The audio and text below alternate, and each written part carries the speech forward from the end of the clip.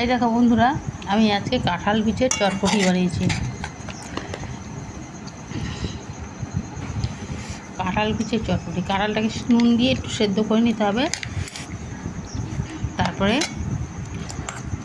সেটায় আমি পেঁয়াজ কুচি দিয়েছি, লঙ্কা কুচি দিয়েছি, আর একটু চানাচুর ভাজা দিয়েছি, আর টমেটো একটু কুচিয়ে দিয়েছি, আর একটু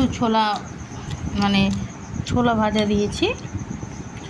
এই যে কাঁঠালের রেসিপিটা খেয়ে দেখো, খুব ভালো লাগবে। যারা কাঁঠাল বিচি খেতে ভালোবাসো না, সবসময় ভাবো যে তরকারি দিয়ে খাবো, কিন্তু একবার এরমভাবে খেয়ে দেখো, ভালো লাগে কি না আমাকে তাহলে কমেন্টে জানিও।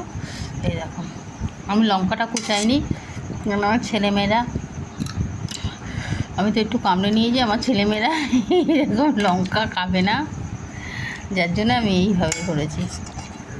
ভিডিওটা ভালো লাগলে লাইক করো, সাবস্ক্রাইব করো চ্যানেলটাকে।